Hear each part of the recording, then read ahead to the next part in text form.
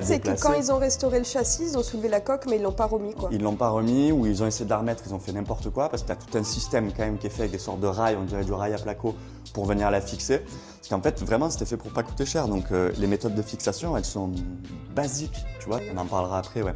Et en fait, en gros, tout tient par le plancher. S'il y a un truc qui est pas fixé correctement, tu as toute la coque qui bouge. Et vraiment, là, pour le coup, ça fait des dégâts. Okay. Donc à déplacer, ça a été un véritable calvaire. C'est un copain à nous qui fait du transport. Lui, il a un gros camion.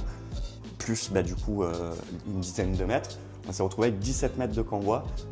C'était sympa, avec des voitures balayées. On a bloqué des ronds-points. Bloqué les ronds-points. On était plusieurs voitures, on a fait ça proprement. On avait un pote avec le gilet jaune qui sortait à chaque rond-point, qui bloquait les ronds-points. Un véritable convoi exceptionnel.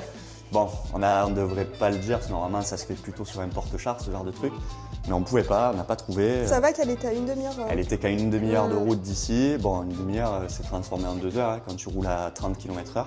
Et ce qu'on avait fait, c'est qu'on l'avait sanglée de partout, tout autour, pour pouvoir la verrouiller et qu'elle ne bouge pas, pour pas qu'elle s'effondre en route, quoi, tu vois. Donc ça a été costaud. Puis en plus, je te passe les détails. L'endroit où elle était stockée, c'était des chemins de montagne. C'était épique comme moment. On garde un bon souvenir. Ouais, on va s'en souvenir de ça. Donc voilà, du coup, pour l'instant, tu vois bien que c'est une poubelle, je peux pas te dire mieux. Mais une magnifique poubelle, ça fait Mad Max un peu là. Ouais, j'adore. Apocalyptique un peu, tu vois, l'état du truc. Il faut recréer tout le faisceau électrique parce qu'il n'y a plus rien. Donc là, on est en train de tout identifier, compter le nombre de feux, de positions, de machin. Évidemment, on va tout passer en LED. On va l'améliorer, tu vois, on va mettre un robot pour pouvoir la déplacer avec une télécommande. Voilà, il y aura plein de choses. Et là, le but, avant de vous montrer l'intérieur, je vous explique un peu ce que c'est le but. C'est qu'on va vous parler plus que de ce projet pendant 6 mois, parce que vous nous connaissez, on fait un projet, on le démarre, on le finit.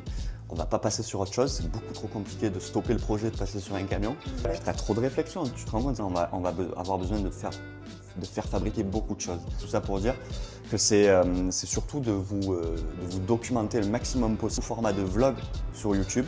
Vous voyez aussi les galères, parce que je sais les gens aiment bien voir ça aussi, où on va vous présenter les étapes d'une vraie restauration d'Airstream en France et je pense qu'on est peu nombreux à s'être lancés et encore moins je pense, je dis pas qu'on est les seuls, mais encore moins à l'avoir documenté sur YouTube. Par contre sur les vidéos YouTube américaines, vous avez tout ce qui faut. Hein. Eux c'est leur sport national, ouais. Comme nous le français il irait au loto le dimanche, eux ils restaurent une Airstream dans le jardin. Tu sais les jardins tout ouverts là, sans grillage comme ils ont tous une Airstream devant et le week-end ils la bricolent. Quoi. Donc en espérant que ça vous plaise, mais je ne suis pas trop inquiet, normalement un projet pareil ça va vous plaire. Le projet ça donnera peut-être des idées à d'autres aussi.